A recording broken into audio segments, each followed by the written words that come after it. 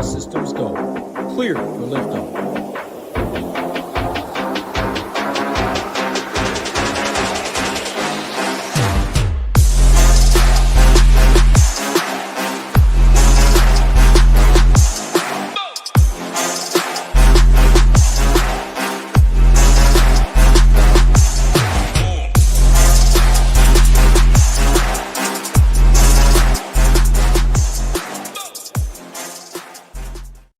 What is going on, Shipping Nation YouTube station? Back in the saddle Tuesday after Gyiraszin filling in for me last week, and I think you were on with Matt or Title. Actually, Title filling in for me when the no fun job gets in the way. But hey, we're back, and this might be one of the best offensive slates we might ever talk about in DFS. Obviously, we got Coors Field on the slate with the Cubs there, but hey, we got a field that's better than Coors Field. 11 home runs last night. 39 runs? 29 runs, something like that. 15 to 14, some shit like that.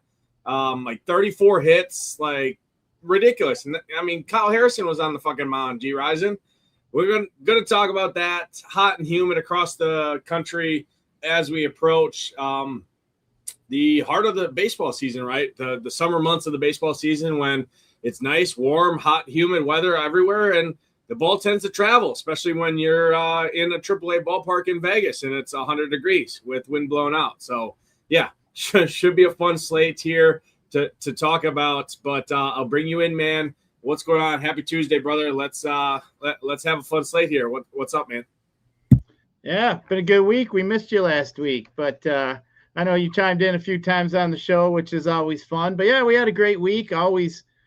Like you said, we're diving in the middle of the baseball season, so it's getting to be a lot of fun. But yeah, you're right. We got a slate today that I couldn't remember. I actually was curious, and I do recall, in my mind, not too long ago, we had a really high over/under total. I looked it up. My brain was right. In 2023, when San Francisco and San Diego played out in Mexico, it was 8,000 feet above sea level or something. They had a total of 20. And a 20 and a half, or I guess in some spots, but that game ended up it was 16-11 at the end of that one. There was two pretty good pitchers on the mound. I remember reading, I don't remember exactly who they were, but two pretty decent pitchers too. So it's man, these dudes don't even stand a chance. You mentioned Kyle Harrison. Dude hadn't give up more than 2 earned runs all year. And then he goes out here to this Cracker Jack box, but I mean, MLB wants it to be wants to draw some attention to it, right? It's Vegas, they got a new team coming in. They're going to have this series out there, and you're looking at the park, and, it looked pretty cool with the red rock in the background and shit. It looked pretty sweet, actually. So, but yeah, I mean, we got a Coors Field game with a total of 12. And it's being overshadowed by this Vegas game, which is kind of interesting, but it's kind of cool. It's a great slate tonight because you got Coors going to drag from the softball park, and then you got literally some really good pitchers tonight that probably you're only going to be able to play one. You ain't going to be able to double jam pitching tonight because you're going to want some of these bats in these 2 softball games we got tonight. You can throw in maybe some Braves if you want to look at that as maybe another team that is in a decent spot, Rockies. But it's really about the 3 teams, the A's, the Brewers, and we got some Cubbies out there in Wrigley, and then we got some decent pitching. So, but the pitching on the 2 sites is pretty different. I find myself looking at dudes on FanDuel that I'm not even considering on DK, and some guys on DK I wouldn't even consider on FanDuel just because of the pricing, because we're going to want some bats today. So, yeah, I mean, damn, it's really a pretty good slate today. I mean, does anybody have balls to fade the softball park tonight, or we should be happy and go all in on the softball park nades and be happy that they're dragging some of this ownership away from this field tonight?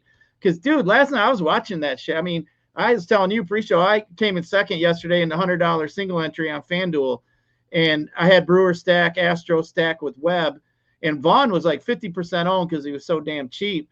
And then, I had Contreras. He hit that homer at the end, put me in second. And I was like, I can't even pass these other dudes. But, I mean, Brewers got it done. I was looking you can't stack against Harrison. That total was already high to begin with, Nades. I don't know what we got going out here in Vegas, but, man, I mean, to me, I'm all in, man. I'm going in on both sides of that game today. Maybe mix in a few other one-offs. I feel like if you hit them one-offs and they beat somebody, I mean, that's the way I feel about it. Like, let's load up on some bats tonight and have some fun. First one to 250 wins tonight, Nades. That's the way I look at it. Yeah, it's definitely a bats first slate. And hey, you failed to mention probably the second best spot, weather considering, on the slate in Kansas City with Stephen Kolek coming back off the IL. Obviously, those offenses aren't great there, but we know they new dimensions in that park. You got double-digit wind blowing out there. It's 90 degrees there as well. So, yeah, definitely a fun slate. You got 3 really, really, really good spots for hitting. Obviously, you got that Crackerjack Park in Vegas there where it feels like a routine fly ball just lands it in the next area code down there. I mean, what? Shailing Lears let off the home front of that inning yesterday and lead off 483 feet, something like that. Like, yeah, when that ball lands, like he was already in the dugout. So, yeah, William Contreras hit like a 470-foot shot and the dude fucking fell over in mid-swing. So, yeah, it's obviously a great place. And the nice thing about this slate, like you said, is it's not just one spot. If we didn't have Coors Field, right, actual Coors Field on the slate, Vegas would kind of be like it was last night, where if you didn't have it, you weren't really probably cashing. That's just the realistic truth and God honest truth of the matter. And on today's slate, we do have cheap pitching as well to be able to afford it. But when you have 2 spots in particular in Coors Field and then Coors Field on steroids in Vegas, that pulls from each other. And then obviously you also have the Braves, who have a really big implied run total, and that game in Kauffman Stadium where it's 90-some degrees, wind blowing out, in a more hitter-friendly ballpark than what it played last year. So there's really good spots, and there's other options to pivot from. So the lay of the land seems like Chase Burns and a spin-down arm, either Dustin May or Tang, with either Coors Field or Vegas is kind of what the lay of the land shakes up to be in terms of the dry run. It was Dustin May, Chase Burns, Tang, and Dylan Cease are the 4 pitchers that are getting played. And then in terms of stacks, it was Milwaukee, Athletics, Cubs, Colorado is kind of what the projection spit out in terms of projected score. So knowing that, I'm going to go ahead and jump over and add our Slate station, Gyiraszin. We're not going to go SaberSim. We're going to go our Slate station. Basically a one-stop shop here for everything for the slate. You got some pre-built-in cores throughout the day just to kind of get an idea of roster construction. You got our rankings. You got our stack rankings. You got our hitter rankings, some value bats, the weather, and then a slate breakdown as well. The API will pull in the AI summary of the show as well for everyone. So it's really kind of a super condensed spot for everybody. You're working your day job, right? You get home, like I said, you got to the wife's harping on you. You got to get dinner made. You got to get the kids. You got to spend some time. You can't be sitting in your office for a couple hours after you spent the 8 hours at the old no fun job, as you like to call it, Gyiraszin. So the Slate Station really makes it simple for people to build lineups. Everything's hyperlinked where you can click and see their kind of snapshot of what their ownership is, their projection, their salary, a little snippet of their recent form with some expected ERA numbers and things like that. And then their recent form as well in terms of actual fantasy points per game. So it's really, really user-friendly as well. So let's just go 8K and above here. Obviously, we have them ranked over here on the left-hand side, but talk to this top-tier range, if you will. It's really between Burns, Cease, and Peralta is kind of the 3 guys that I think are the best options up here. Eovaldi sandwiched between Dylan Cease and Freddie Peralta. Nobody's going to click him. He does have that weather in that ballpark against a pretty low strikeout team in Kansas City there, but he does have upside, and nobody's going to play him compared to the 2 guys around him. Chase Burns seems like the best overall arm on the slate, but it's a question, do you have the salary to get up to him at 10-5 when you want to play that either Coors Field or Vegas game or the Braves, things like that, right? You're going to want to spend up on some of this hitting. Zach Wheeler all the way up at the top against the Blue Jays feels like fairly trappy to me. We just saw Christopher Sanchez mow this team down, but Zach Wheeler is not the same kind of caliber and is the most expensive arm on the slate. Ownership's going to be held in check for those reasons, but break down this top tier 8K and above. What's your take, and really hit on Burns, Cease, and Peralta? How do you rank those guys, and how do you see it? Yeah, I mean, just looking at Wheeler being up top against Toronto, it's just kind of hard to like and pay up for 10-7 for a pitcher today when we're already know in the back of our minds we're going to want some bats. Toronto just don't strike out all that much. I mean, Wheeler on, anybody else kind of a day, and we might consider him. I know we played him a lot, but I would pretty much probably wipe him out of my pool. All in all, Burns now against the San Diego team is definitely a matchup that I'm going to want. I mean, the Rockies, the Padres have just not been good at all. I mean, they haven't even really been good against righties either. And then you look at Burns, the dude's just been mowing guys down here. Has had 7+ strikeouts in 8 or 9 of his last 10 starts. So I think Burns is definitely a guy that we could look at. You're going to pay up a little bit for him, especially over on DK at 10.5. I think Cease is interesting at an $800 savings against Philadelphia. The concern, I guess, would be Cease coming back off the IL, missing a little bit of time with some hamstring injury. He did go 75 pitches in his rehab start. So, I feel like he could get to 90. Probably if he's pitching well, I could see him potentially getting up there to 100. I mean, he's got a matchup with Philadelphia that, normally we don't really want to pick on Philadelphia. We know they got some pretty good lefties. But I mean, with Dylan Cease's K percentage being up in the 35% range is pretty good. Schwarber strikes out 36%. Adolis Garcia strikes out. The rest of the guys are in the high teens. Not all that many strikeouts before we're looking at, I think with the discount, I think, of all the high end arms, I think Cease is a guy stands out to me. I don't want any part of Eovaldi. I didn't even really consider that guy's not been pitching well here in recent times. Now, fastball Freddie, I think at 9K, as you mentioned, I think for me, he's in play. I think you got to consider him just because of his upside. I mean, you look at underneath the numbers on Freddie. We know he's going to be zinging some fastballs. So, just looking at them cards that he's got, the bottom half of that lineup's got some Ks. 27% Walker, Newbar 27, Gorman 32, Crooks at the bottom is got 28. They got a couple other bats in the high teens. So Freddie Peralta with that strikeout percentage up at 25.5% to righties, 23 to lefties. If he can keep the ball over the plate, and he's been walking a lot of righties, I think they'll be all right. They do have some patience in this Cardinals lineup, which they could make them work. So Freddie does concern me a little bit, but I mean, I think we're going to be stretching for some pitching today. For me, I mean, Kolick, I'm not interested in really there, but the guys above 8K Nades, I mean, you pretty much said it. I think Burns for me, Cease and Peralta. I think Burns is my favorite, but I mean, it's going to be hard to kind of jam some in. You're going to be playing some bottom of the lineup guys. If you do decide to go that way, there's a guy down here that I do think is underpriced, under 8K, that I think is going to be pretty popular in that same game as Freddie Peralta. So I think May is going to be a pretty popular guy at 6,300, I believe he is, over on DK. So, I mean, to me, I think pitching is going to be pretty condensed today. I'll just throw it out there. I think May is going to be in there with some of these guys up at top. I think May might be one of the highest owned pitchers on the slate just because of his price at 6,300.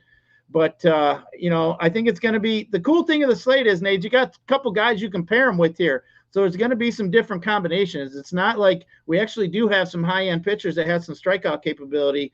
So I think it's going to be mixed up with those top-end guys with a guy like May.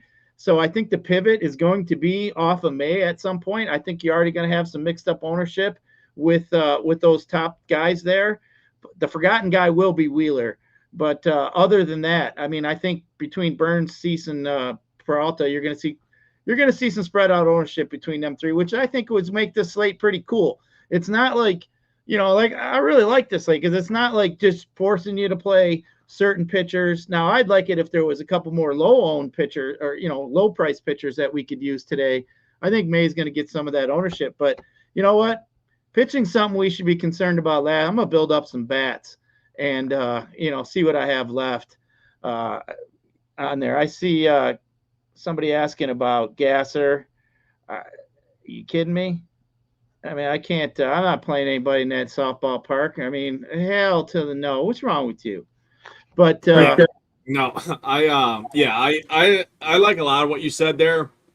I salary considered, matchup considered, I actually have Dylan Cease as my kind of favorite pitcher on the slate. Phillies over the last month, 166 strikeouts as a team, which is fourth most in baseball against right-handed pitching. So I do think Dylan Cease is my favorite arm. Then Chase Burns is the close, but with the added salary discount and the slight ownership discount, I should say, nothing that ownership doesn't really matter outside of Dustin May. Dustin May is going to be the highest owned pitcher on the slate. We'll talk about him in a second here. But up in the top tier, I do have it Dylan Cease, number one, Chase Burns, number two. And then it is a distance. It's a distance for me to get down to Peralta is kind of the other guy. Wheeler's going to be untouched. Eovaldi's going to be untouched. I probably don't play either one of them, but I will say in large field stuff, especially if you're going in on kind of the chalkier offenses, I mean, $200 to get to Zach Wheeler over Chase Burns, you can find $200. And I mean, Eovaldi sandwiched right between Cease, Burns, and Peralta. Nobody's going to play him. I know he hasn't been pitching great, but if you're looking to get different with a guy who does have upside, those are kind of the two guys as tournament pivots. But realistically, for me, it's Cease, Burns, Peralta is kind of the distant fourth. Not messing with anyone else really up here.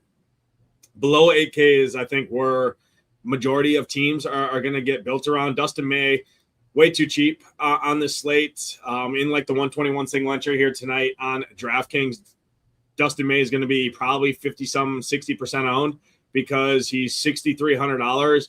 He's been pitching really good, and he's just worth more than a $6,300 pitcher right now. If you take a look at his underlying metrics, how he's been pitching as of late, I mean, this guy's been really, really good. And I mean, all I have to do is just go ahead and click on him for you to see that in Dustin May, averaging 18.5 fantasy points per game over the last 5, and he's $6,300 on the slate, where we have two 10 plus implied team total or 10 plus implied run totals in Vegas and Coors Field. So I think Dustin May is points per dollar wise the best play on the slate. Ownership's also going to follow. I do like some of these other guys down here as pivots. I think Andrew Alvarez is a really, really interesting option here. Bullpen guy, transitioned into a starter. He got up to almost 80 pitches in his last start. Hasn't surpassed 5 innings yet, but I do think he's stretched out enough to get you right around that 90 pitch mark at $7,200 in Citi Field, or not Citi Field, excuse me, out there in San Fran against the Giants, who are just not the same team against lefties. I think he's interesting. I like him quite a bit as kind of my favorite SP2 option on the slate to get a little bit different than the Dustin May chalk. I think Kai Wei Teng is interesting at 6,600. He's going to get owned as well, but he's going to be significantly lower owned than a guy like Dustin May. And then the other guy I think you can take a shot on it is Lucas Giolito, just in that ballpark out there. 7K flat for him. The Reds without Ellie De La Cruz. There's a lot of strikeouts in that lineup. Giolito at his current state or his current form isn't the same kind of arm, but he's $7,000 in one of the best pitching ballparks. 4.5K prop, juice to the over. I like him quite a bit as well. So for me, considering ownership, I probably have it ranked Alvarez, Giolito, Dustin May, Tang is kind of the 4 guys I look at. Grant Holmes, I think, is playable, but I'd rather play the White Sox if choosing a side of that. He's pretty tough on righties. Lefties he struggles with a little bit. I don't really love him. I'm not a Grant Holmes believer. So for me, liking the other 4 guys around him, I'm out on Grant Holmes, not messing with JT Ginn. Walbert Urena would be the other guy I would mention. 7,800 feels a little expensive, but it's a righty against the Astros, and their strikeouts there. He does have talent. He can get wild at times, but 4.5K prop, -122 on the over. And that's it. I think he's a good differentiator piece. So there's 5 guys below 8K, and I think you can get away with skipping the top tier, if you will, and just play 2 of these guys down here, like an Alvarez or like a Dustin May Urena or like a Dustin May Alvarez, when most people, if they're double spending down, they're going to Tang and Dustin May. I think it's getting different that way. And then you can kind of do whatever you want in terms of bats there. So I do think there's a lot of playable arms down here, and I don't even mind playing 2 of these guys down here. It's definitely build my stacks first and then find the pitching combination that fits is kind of how I'm approaching this slate. But what do you see below 8K? we really playing Wheeler? No one was saying we're playing Wheeler, but Wheeler's too expensive. I wouldn't even play him against the Blue Jays. So that was a negative. You want to be different, you can play Wheeler because I don't think anybody's going to pay up for that. But either way, down below, I think what you're saying about Alvarez is pretty interesting. I mean, he did come out of the bullpen, like you said. He then started at 82 pitches. I mean, he's got the strikeout pedigree down there in the minors. I mean, you look at some of these San Francisco bats too. I mean, Devers is a 31% strikeout. If Eldridge is in there, he strikes out. The bottom of the lineup strikes out quite a bit against lefties. So definitely like that. It's just, I mean, Alvarez against righties has been getting barreled up a little bit here in recent times. He's got a 10% barrel rate. And the only thing that kind of turned me off of him a little bit is the Giants actually at this point in time, the last 2 weeks, are the highest hitting OPS team in all of baseball. So I'm just a little concerned about that, just a little bit. But I do like May against the Mets. Like I said, I mean, I get it. Everybody else is going to be on them too. I mean, the Mets just can't seem to hit their way out of a paper bag. So definitely don't like that. But Alvarez is definitely in the conversation for sure. As you mentioned, Kang too. I mean, we get a guy here that gets an Angels team that we definitely like generally to have righties against this Angel team. We know they do definitely have some strikeouts. So Tang's been able to get it together. The question is he going to be able to get the ball over the plate? I mean, he's been walking an enormous amount of batters, especially left side, almost at 13%. Hasn't really been getting barreled up, but ground ball rates there. So I could see, definitely him being in play, especially at his price. There really isn't too much. I mean, Colin Ray, I can't even think about that in cores. You can't even consider that. Giolito, no thanks. I can't do that. I seen Grant Holmes get mentioned. Holmes is pretty scary for me.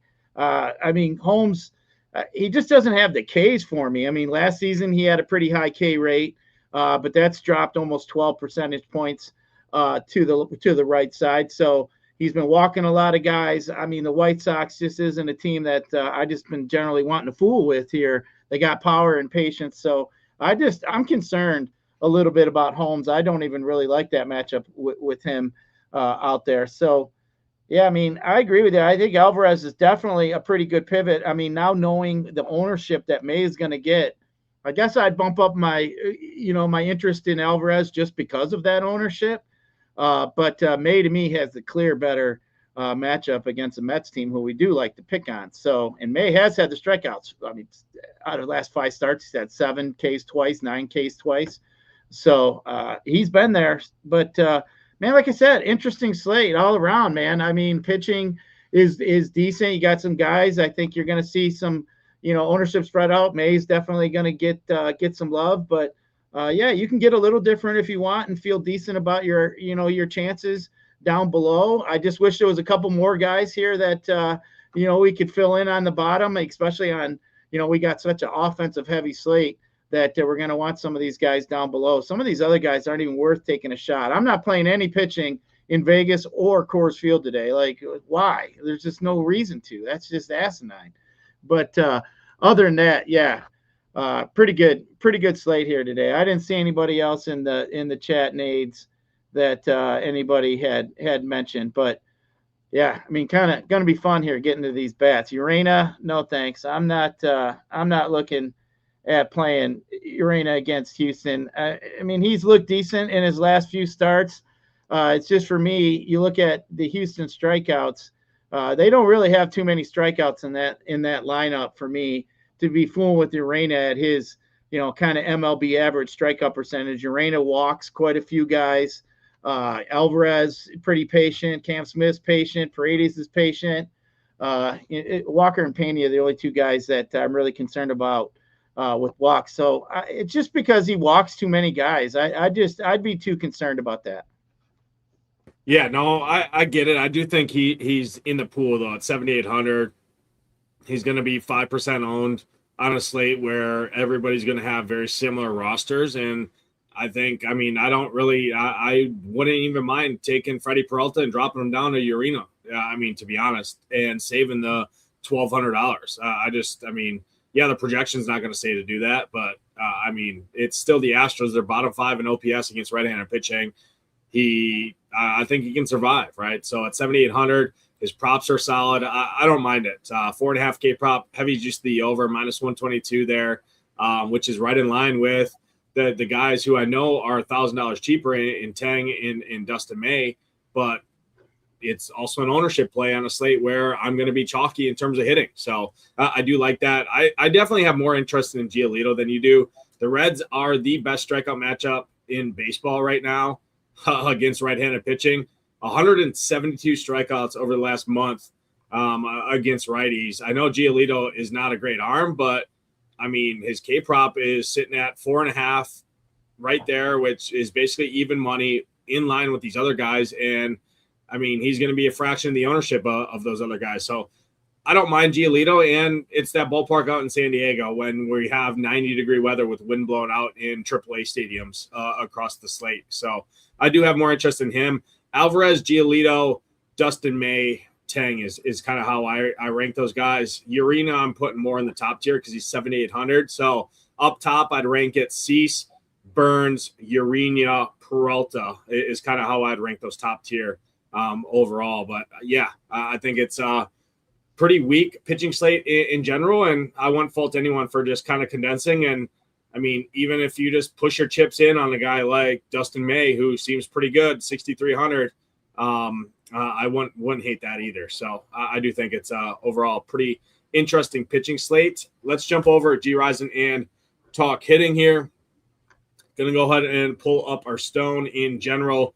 First game on the main slate here is going to be the Phillies and the Blue Jays. This is a game I don't love from offense, which is going to be kind of a common theme outside of a couple of games. This is one that I don't love. If it beats me, it beats me. I'm just really not going to get to either side. Two good arms to start with, two solid bullpens. I don't like this game from a defense perspective. Obviously, you can always play Turner, Schwarber, Harper, Brandon Marsh, who's been really good. Marsh probably be my favorite guy in a lineup where you're not playing Dylan Cease, but it's not going to like Cease is going to be 40-50% owned because we have the cheap guys on the slate where people want to spend up on bats as well. So it's not really like you're getting a huge leverage play or anything like that. So I don't love this game from a DFS perspective in terms of hitting. I'm more on the pitching in this one, if anything. What do you see, though?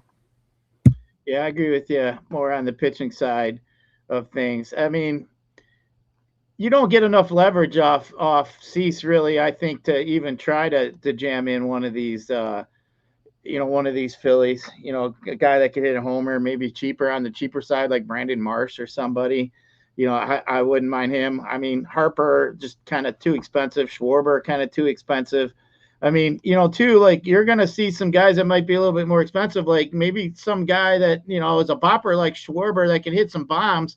Maybe you can swap out somebody like that in your lineup and, feel like, you can feel good. Maybe if Schwarber beats out the guy you swapped out in one of them 3 games tonight, maybe you'll feel, pretty good. But I don't really like the spot here for that. So yeah, I just leave this game alone. Yeah, I agree. Let's go to the next game here. Another game where I don't love from bats. We like the pitching in this one.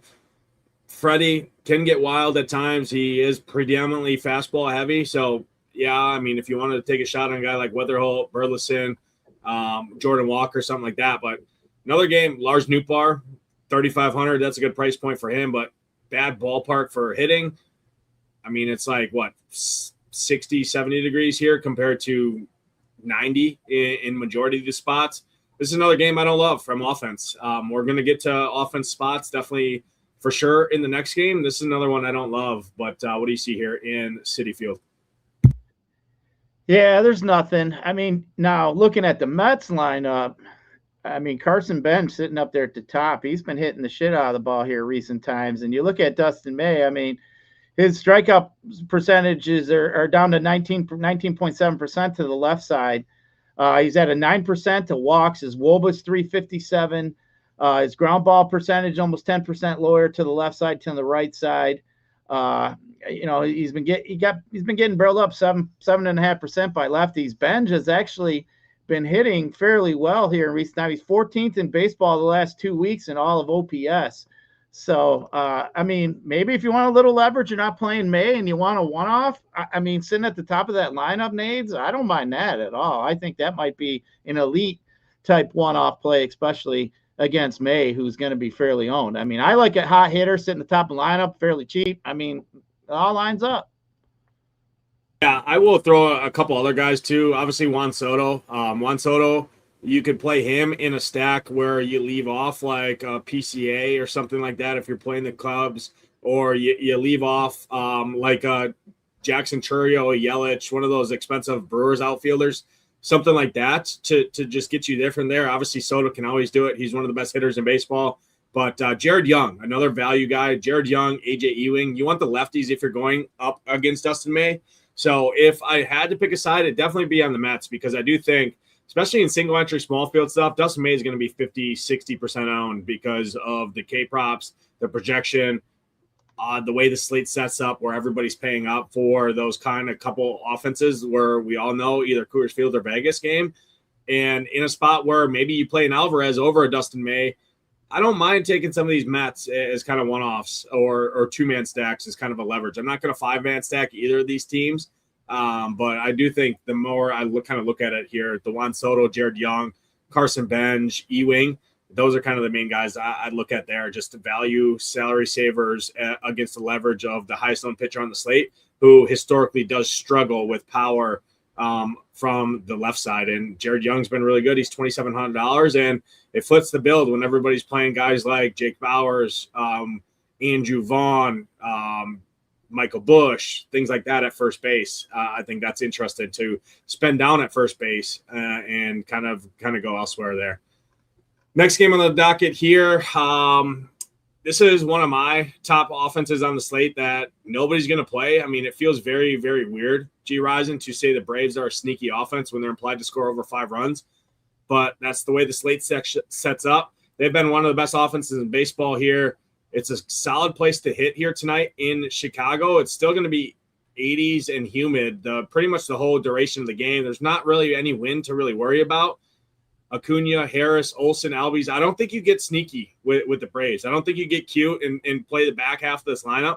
I think you can literally go in and play 4 or 5 of the top hitters and just stack it up. They're all going to be sub 10% owned because of the other spots in the slate. And Eric Fetty is got over 2 home runs per 9, which is significant, like one of the worst metrics in baseball from any starting pitcher. He's got the second worst SIERA on the slate. I think the Braves are super, super interesting here. And we know that White Sox bullpen is not great behind Fetty. If this was a different slate, I think the Braves would be mega chalk, but they're not because of the way the slate checks up. So I have the Braves very high up on my list. Harris, Olsen, Albies, Dubon's been absolutely really, really good. Dom Smith's at 3,800. Super, a ton of power there against a guy who allows a ton of fly balls and home runs. I mean, I think the Braves are very, very interesting here. And then on the other side, you want the lefties for the White Sox.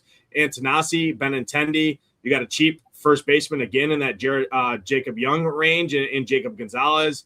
I think this is an interesting spot here. You got a cheap catcher or a catcher that hits from the left side, a switch hitter, Drew Romo, who has shown power. Definitely lean the Braves side, but the White Sox as well, I think, go overlooked here as well. And the lefties against Grant Holmes, I don't hate it. So I like this game kind of definitely more than the field does. What do you see, though? All I see is Eric Fetty, and I just giggle. Like, how in the hell is this dude even still pitching in baseball? I seem to be giggling at this dude a few years ago, but I mean, he's he just doesn't strike out righties. He's like 13%, 15% to lefties.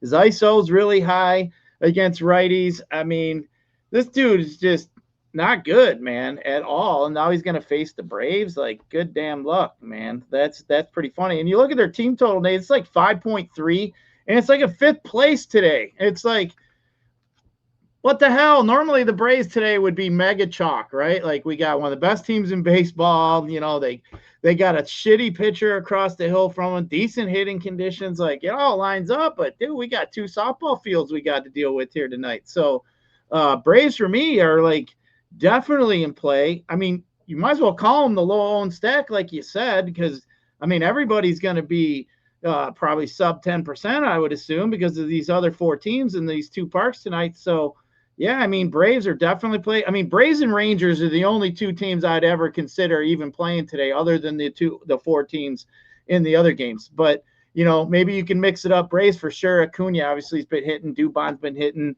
I mean, everything lines up. Eric Fetty just sucks, man. So give me all the Braves I can get. I think the only one I really just I'm just like leery to play. It seems like Austin Riley, because it just seems like even though the Braves have been doing well, Riley hasn't been Austin Riley as he's been in the past. So other than that, man, I'm comfortable playing them all. Man, Acuna has been playing out of this world here in recent weeks. Yeah, you can also run on Fetty too. So guys like Michael Harris who will swipe, Albies, Acuna will swipe too.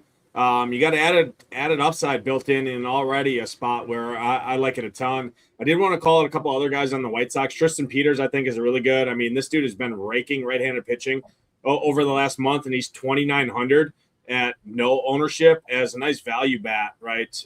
That maybe allows you to get on kind of more of a contrarian build in terms of maybe you spend up on pitching because you have some value, and then you can still play those softball parks in Coors Field in Vegas, right? So I think that's interesting. And then the other guys, like I talked about up at the top, Jacob Gonzalez, Benintendi, Antonasi, you want the lefties there. Vargas has been really good, but I can't play $5,500 for Miguel Vargas on this kind of slate when I want to spend salary in Coors Field or Coors Field 2.0. Or if I'm not doing that, I'm going to this next game where we're in Kauffman Stadium. The wind's blowing out here. It's 90 degrees. We know this park's going to play above average for hitting this year compared to last year. This is kind of the first game where it's going to come to the test because it is 15 plus mile an hour winds, 93 degrees, wind blowing straight out to left center field. And I mean, you got Stephen Kolek coming back who can't strike anybody out. Balls are going to be in play. Nobody's going to play this Rangers team, really. When it comes time to build lineups, Gyiraszin, I don't agree with this ownership that we're showing on the Rangers. Maybe it gets there just because of their salaries. They're free, but I mean, when people start building teams and go to the Cubs, they go to the Rockies, they go do obviously that game we're going to talk about late night to round up the slate. I mean, are they really going to get played that often? I don't think so. I love the Rangers here. Royals bullpen not good behind Kolek. Great place to hit. Huge bump for home runs and run support here in general. This is that other team I put right in the same category as the Braves. I probably slightly prefer the Braves just because it's a better offense in my opinion. But the Rangers are very, very close as 2 teams that I think can help or at least come close to matching the anticipated output from either Coors Field or that Vegas game with the Brewers, the A's, the Cubs, and the Rockies. What do you see here to kick this one off? Yeah, I mean, the Rangers, like I said, are definitely in play against Kolek. I mean, Kolek does have a mid-ground ball lane. He's like in the mid-40, about 50% to both sides of the plate. His fly ball percentages aren't very high.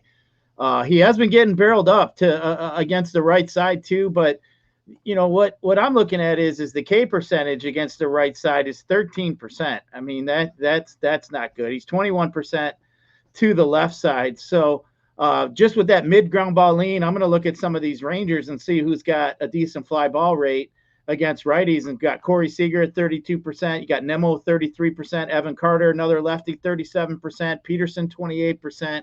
So they definitely got some guys that can get the ball up in the air. As you mentioned, the park there is decent. They moved in the fences out there in Kansas City. And I think the Rangers are in play. I mean, the 2 games we just talked about got totals of 9.5, and they're probably not going to get very much ownership just because of what we're looking at with the offenses today. I think these are decent games that have guys in decent spots that maybe you can look maybe to pluck a 2 versus 2 or to try to be a little different with your offenses. I mean, when you're looking at your lineups, I mean, you don't necessarily always have to. You can stack up the Brewers or stack up one of these other teams that you like, and you can look at a team like the Rangers, who you're mentioning are fairly cheap, and feel pretty good about your chances today. So yeah, I think they're in play. I think that's probably why maybe Nades are just saying they get so much ownership, just because a guy like Nemo is fairly cheap. You got a guy like Jock Peterson's fairly cheap. So I think they pair up well as that secondary stack with the main stack being one of those top 4 teams today. Yeah, on the Royal side, I think you could pick out some power. I mean, Eovaldi does give up home runs. I mean, he's got almost a 1.7 home run per 9. So a guy like Carter Jensen at 3,400, where nobody's going to click that name because of the Coors Field and the other catcher plays on the slate. Vinny P at 3,900. I mean, Caglianone. You want some lefty power. I don't think is crazy. Michael Massey at 3K from a weak second base position. So it'd be more just mainly one-offs, probably not even 2 or 3 man stacks. You could do it, but I just don't think it's great. But in lineups to differentiate yourself when you're kind of chalkier, Carter Jensen, Vinny P, Caglianone, guys who have power, get the wind blown out against a guy who allows fly balls and power, in Eovaldi, who hasn't been great overall. I don't think it's the craziest play. But, yeah, I do think the Rangers are pretty interesting overall as a stack on a slate where it seems pretty cut and dry. Play the 3 or 4 offenses that we talked about in the Cubs, the Rockies, which we're going to talk about next, or the Athletics and Brewers. Doesn't always turn out to be the case in baseball. Obviously, you needed it last night. Doesn't necessarily mean you need it here tonight. So we're looking for some other teams that can help us get to the top, and I think the Rangers fit that bill. Next spot on the slate, Cubs, Rockies, Coors Field, Tomoyuki Sagano on the mound. Somehow this dude is still making starts. He's actually been, I don't know how, he's posted solid results, but, I mean, you look at his metrics, Gyiraszin, and this guy is the definition of a kickball pitcher. The Cubs, I mean, I don't love the Cubs near as much as I love either offense in that late game. I'm just going to be honest. And the Cubs implied to almost score 7 runs because of the Rockies bullpen and Sagano.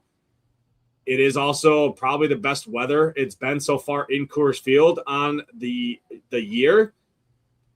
Mid-80s, wind kind of blowing out to right center field, more kind of blown across by the end of the game, and even maybe potentially shifting to kind of wind blown in at the later innings, like the 8th, 9th inning. I think the Cubs are great options on the slate, but if I had to choose the Cubs compared to the Brewers or the A's, I have the Cubs in 3rd place. It's very hard to rank those top 3. They're obviously all very good.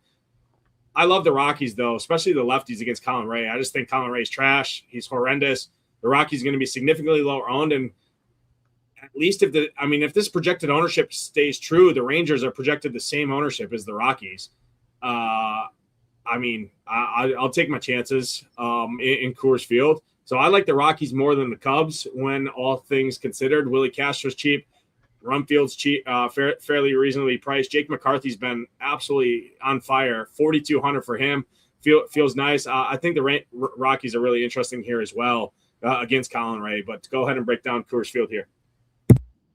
I mean, you just look at what we're looking at. You know, if I didn't have that in the back of my mind, that field in Vegas and what they gave up yesterday and what I think the potential is for homers. I mean, you got Sagano. I mean, he's terrible. I mean, his strikeout percentage, 13% the left side, 13.8 to the right side. The dude ain't getting any ground balls to the left side. His ISO to the left side is 310. His barrel percentage is 20%. Are you flipping kidding me? How's this dude even in Major League Baseball anymore? But, I mean, so I'm definitely liking some lefties. You got Pise up the top, Ballesteros. I mean, Bush. I mean, we always like Bush. Happ is in play. I mean, Suzuki's in play. So, I mean, I think all these guys definitely in play. I do like it, but I just can't like it more than the 2 teams in the Vegas game tonight. I mean, I actually have these guys 3rd. I got the Rockies 4th, but I mean, you're looking at ownership. I mean, Colin Ray, as you mentioned, I think what bothers me a little bit about Colin Ray is just he's always been such a ground balling, especially the left side. They're going to throw maybe 7 lefties at him, 6, 7 lefties at Colin Ray here tonight. And I mean, ground ball percentage is almost at 52%. His strikeout percentage is low. He has been getting barreled up a little bit by the lefties. He's also been getting barreled up by righties, that being Ray. But, you know, I just don't like the overall power that they have. I mean, I think Hunter Goodman's obviously in a really good spot. But overall, I mean, I think the Cubs really grade out really high. If we didn't have this game in Vegas, the Cubs would be overwhelmingly chalk here today against Tommy Sagano. Like, they would be probably off high 40% owned in all the single entry stuff. I mean, the Cubs would be that high owned today. So I'm kind of glad they're involved because they're going to take some ownership from that Vegas game that we're going to see that has that high such over under. But yeah, I mean, it's an interesting slate, man. I think making a stand today is definitely, I think I'd be more willing to take stands today, nades, and spread out my portfolio than normal, just because I think it's kind of condensed, but you can still make stands. And I think, like if you like the Cubs, man, go all in on the Cubs today. Skip out on some Brewers, skip out on some A's if you want. But there's 3 opportunities today I think really stand out. Cubs are definitely in line with those 2 Vegas teams. And I mean, you can't go wrong. I mean, the lefties are in great spots here today.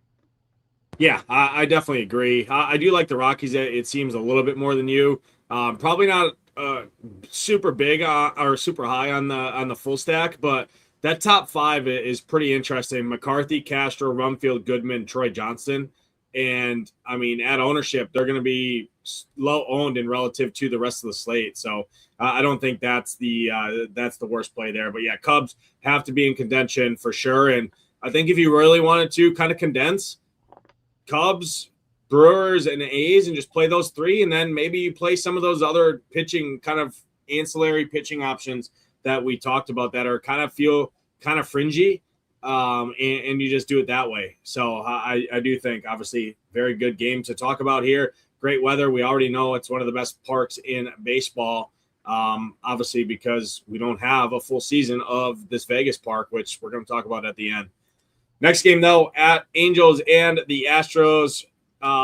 2 pitchers that I had some interest in. Wei Tang's going to be one of the higher-owned pitcher options on the slate in that Dustin May range.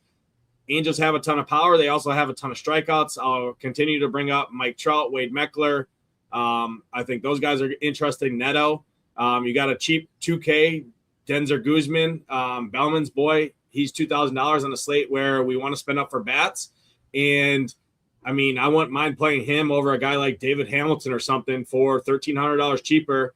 I mean, you do have a $2,200 shortstop in the last game that we're going to talk about in Alika Williams, who is going to be one of the higher owned bats on the slate. So I don't hate this game overall. We know the Astros bullpen isn't that great. It's getting better, but it's not what it was. The Astros, it'd be more of a full stack or bust, just because if Urania doesn't have it, it can go south in a hurry for him. Jordan, I think, continues to be one of the best spend up options on the slate, especially in a Brewers stack or an A stack or a Cubs stack. Throwing in a Jordan Alvarez, like I said, over a PCA, over a Jackson Chourio, a Christian Yelich, a Jake Bowers, or Nick Kurtz, a Sauter, something like that, right? Up in that kind of 6K, upper 5K, low 6K range. Leave out one of those guys. It feels gross. Throw in a different, cheaper guy within that stack, and then spend up for a Jordan. And naturally, right, you have this game that everybody's playing. You don't have one of the higher owned guys in that stack, and you have a guy with equal upside. Jordan's been the best hitter in baseball looking at it. So I think that's interesting. But overall, as a stack, I don't love either side of this game for the most part. Yeah, me neither. I mean, we're sitting at a game total 8.5. I mean, it don't take a lift for me either way. You mentioned Jordan. You can always play Jordan. Dude's the best hitter in baseball. So, yeah, I mean, he's about the only one I'd probably consider. I mean, you mentioned cheap guy. I think what you said about the cheap guy is another way it kind of be different too. Like switch out a cheap guy for like a Hamilton or somebody, because you feel dedicated to the stack, and then you just play a guy at the bottom of the lineup. And if there's better options out there, I don't mind the full stack, and then 3 1-offs or 2 1-offs, to be a little bit different day. If your one team goes off and you hit them 1-offs, I mean, you'll be obviously going to be in a pretty good spot. Yeah, I agree. Next game on the slate, we're out in San Diego. Giolito on the mound, Chase Burns on the mound, 2 arms that I'm fairly high on. Definitely Chase Burns for sure. No Padres interest for me. No Reds interest really for me either. I mean, if you want to keep trying to make Edwin Arroyo work, it hasn't come to fruition yet. He does have a high pedigree. He's probably going to be good at some point. He's still $2,000 on the slate where we're starved for some value, and we want to spend up on some hitting in massive game totals, either Coors Field or Vegas. I think he fits the bill just because second base is weak, and he's $4,000 cheaper than a guy like Bryce Terang. So that fits the script there. But outside of that, I mean, I don't love either side. J.J. Bleday has a ton of power, and I think you can play him regardless of the matchup anytime he's on the slate, just because he's that good at baseball, and he's 5K instead of 6,400, 6,200. So he's $1,000 cheaper than some of the other high caliber outfielders. outside of that, think it's far stretched here.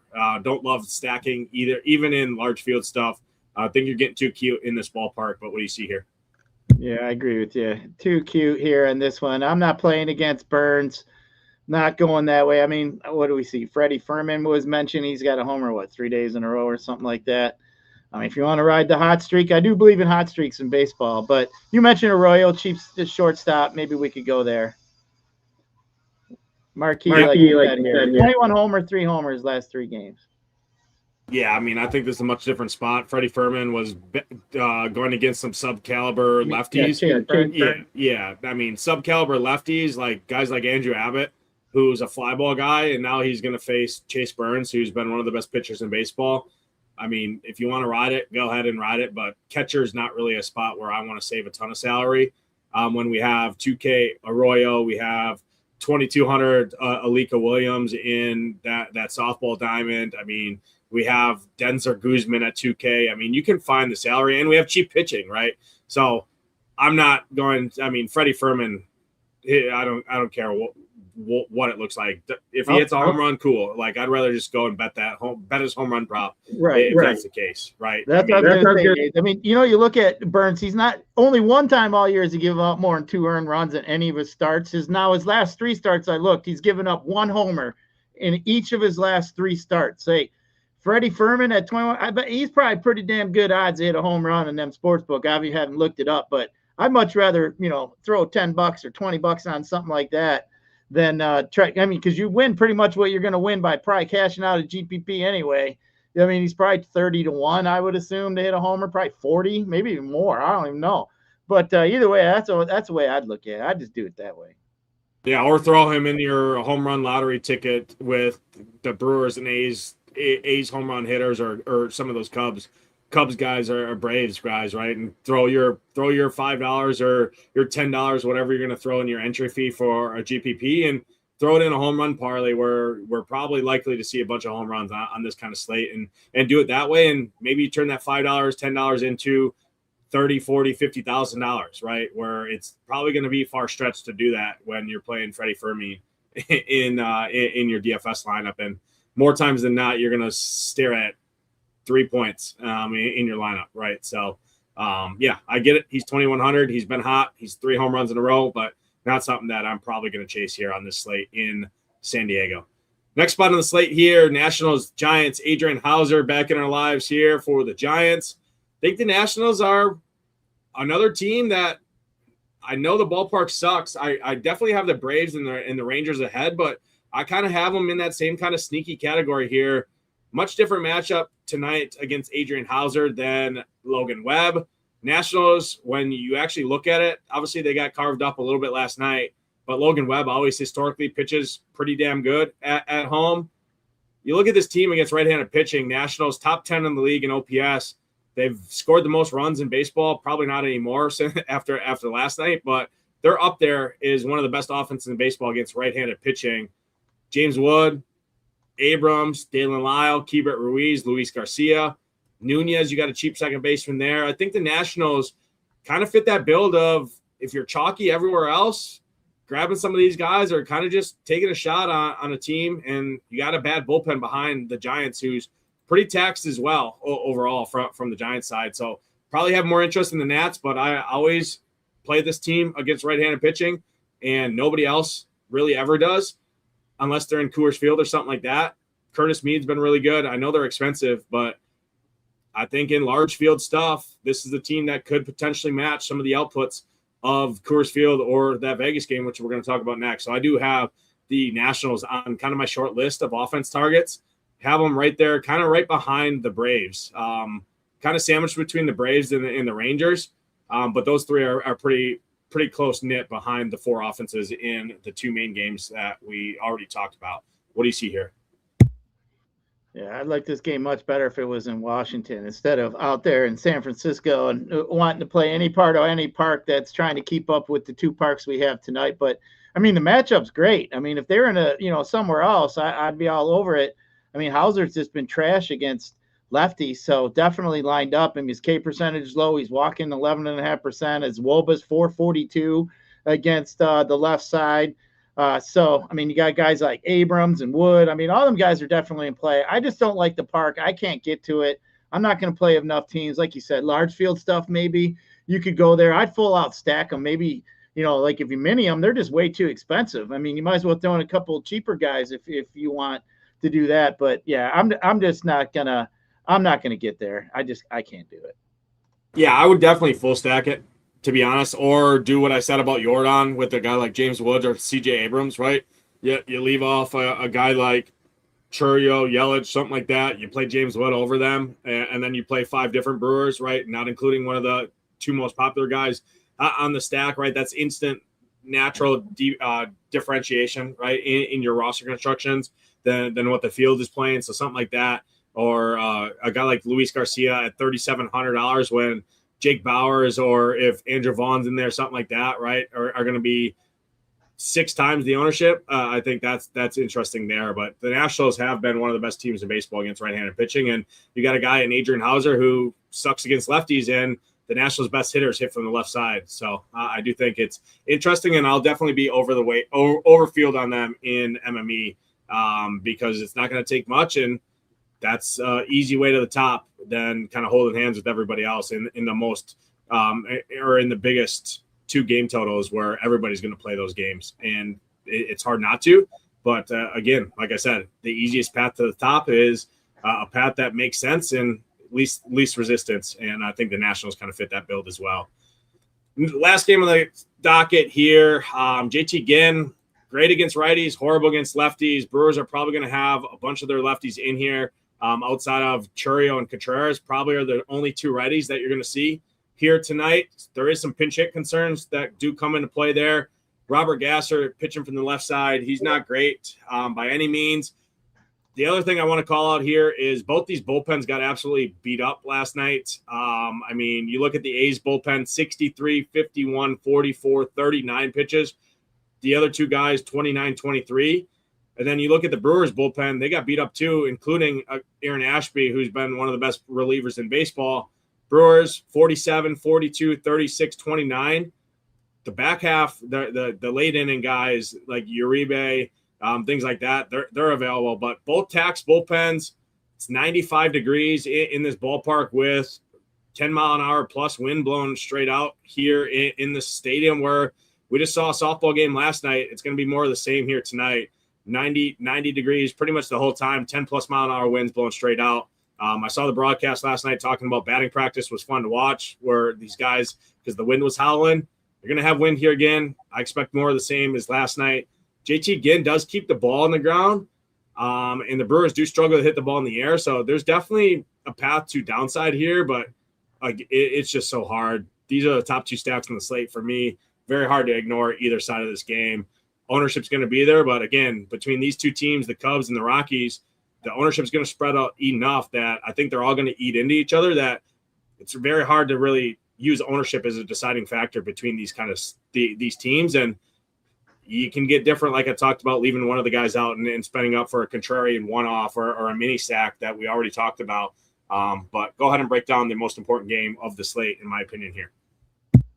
Yeah, I mean, I watched that game last night, quite a bit actually. And like you said, the announcers were just talking about like the hitting conditions and everything. Like, I mean, to me, it just over trumps everything that could possibly come into play for a pitcher, unless you're a dude that just strikes everybody out and you can't hit the ball anyway, and it don't matter, right? Like, so like I'm looking at JT Ginn. I mean, his strikeout percentage is below average, 20.9% to the left side. He's 25.5% to the right side, but he's been walking 12.5% of the lefties, which is not very good. As you mentioned, his ground ball rates are pretty good, 50% to the left side.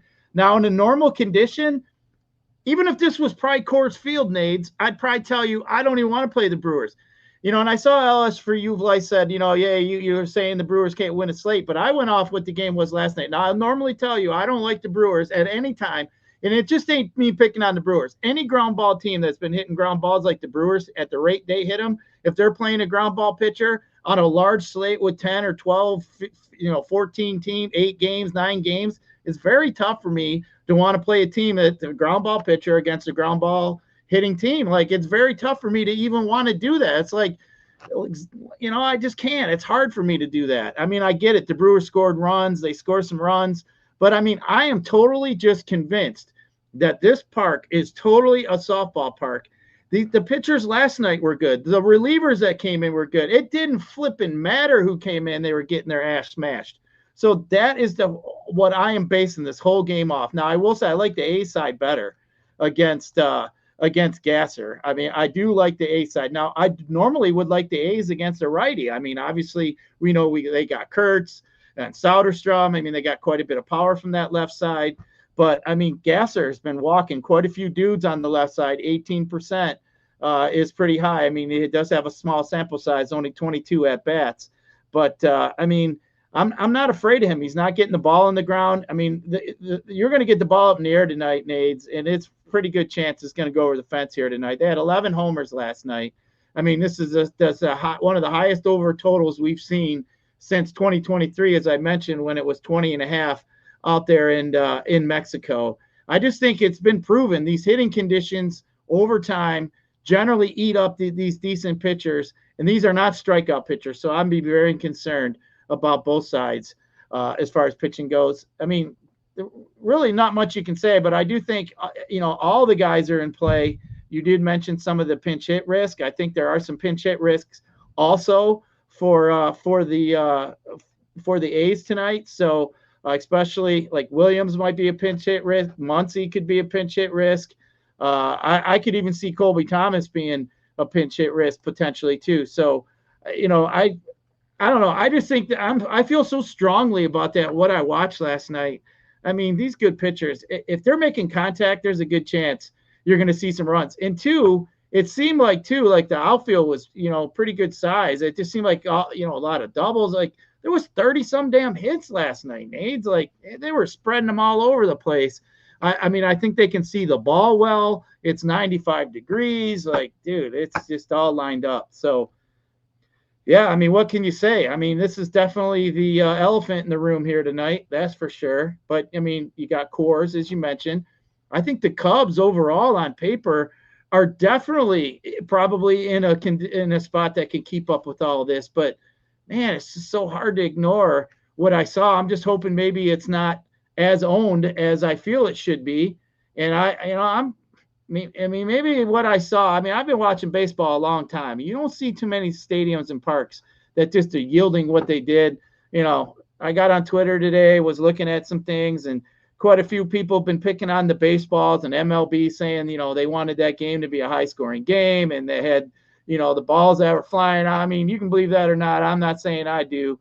But that was definitely mentioned a few on some high-end baseball type Twitter follows that I have. So just something to be said. But, man, I think this game is definitely both sides for some offense. 11 home runs last night. Even if we saw 6 or 7 homers, Nades, this game could definitely win the slate.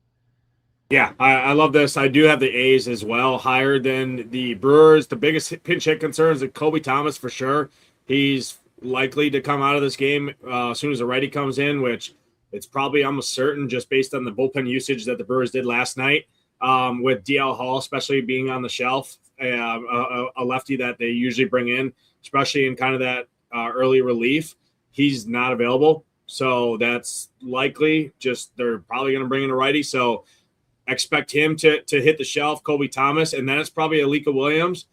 And then it's probably either Bolte or then it's probably Giloff, actually, and then either Bolte or Muncy. So obviously not all of them, but for sure Colby Thomas is probably getting pitch hit for, but he's $3,500, and there's probably a good chance that he has a pretty high chance to hit a home run or at least score pretty well his first 1 or 2 times. And both of these teams, Gyiraszin after last night, could leave the starting pitchers here. They're obviously in the back half of the rotation for the Brewers. They could leave these guys just out there to dry, right, and kind of give their bullpen as much rest as they can after last night's 12-inning game. So you could also see that too. And I won't be shocked to see a position player at the end of this game just with how taxed the bullpens were. Both teams, I think, used 5 arms last night or 6 arms each, which isn't sustainable, obviously, in the long run there. And you got to do what you got to do to get through 12 innings of 15 to 14 game or 16 to 15 game, whatever the fuck it was. So, yeah, really good spot. Obviously, Don't need us to tell you that. But Gyiraszin, the summary of the show, your favorite pitching combination, your top 3 stacks, and a home run call for the people. Yeah, I mean, pitching, as we mentioned, I probably am going to just kind of keep it tight, as I said. I think I'm just going to have to roll with Burns, Cease, Peralta, May, Alvarez, and I'll throw Tang in there as well. So I think that's pretty much where I'd live as far as stacks go. I mean, we got the Vegas game. I think those 2 are in there. I got A's higher than the Brewers, and then I got Cubbies. And then I probably – the Rangers, Braves, and then Rockies, I'd all kind of maybe throw in the same bucket. And then home run call. I'm not even going to go the 2 easy games, Nate. Like, that's kind of too easy to go that route. So I am going to go in that Texas lineup, and I'm going to say Corey Seager going to hit a home run off Kolek here tonight. Yeah, I like that. For me, it's Dylan Cease and Andrew Alvarez is kind of my favorite pitching combination there. I like the strikeout upside that Cease has. Phillies have been striking out a ton against right-handed pitching. We know Cease is matchup proof realistically. If he has his stuff, he can strike anybody out. So I do like that. They're a good ballpark to pitch in as well up in Toronto. At home, they're decent, fairly decent shot at a win as well. So I do like him. And Alvarez, top stacks, the A's, Brewers, obviously atop the list, but teams outside of that, I like the Braves a ton. Really like the Braves a lot here tonight, the Rangers, and then the White Sox, not including, obviously, the Coors Field game in general. So that's kind of where I'm looking at. My home run call, I'm going to the Braves, and I will give a combo pack here. I'm going Matt Olson and Ronald Acuna both hit one here tonight against Fetty Wap. Over a 2 home run per 9. I mean, this guy is absolutely horrendous, and the Braves are going to be unowned because of the way the slate shakes up. If this was a normal slate, Gyiraszin, Braves would be the highest owned offense in the slate. It's still mid 80s in Chicago. Both of those guys, doesn't matter what park they're in, what weather, they can hit it out of anywhere. And you got some stolen base upside as well built into a guy like Ronald Acuna. So Olson, Ronald Acuna to round it out the show. Appreciate everyone tuning in. Hit that like button. Hit that subscribe button. It helps us out a ton. Appreciate all the interaction in the chat. If you're not a member yet, ShipItNation.com. Click the banner at the top. $49 a month gets you all access for everything. Gyiraszin, we'll be back tomorrow breaking down. There's probably multiple slates, but for sure the main slate will be around. That's going to do it, though. Appreciate it. Like I said, everyone tuning in. We'll catch you guys tomorrow. We're out of here. Peace.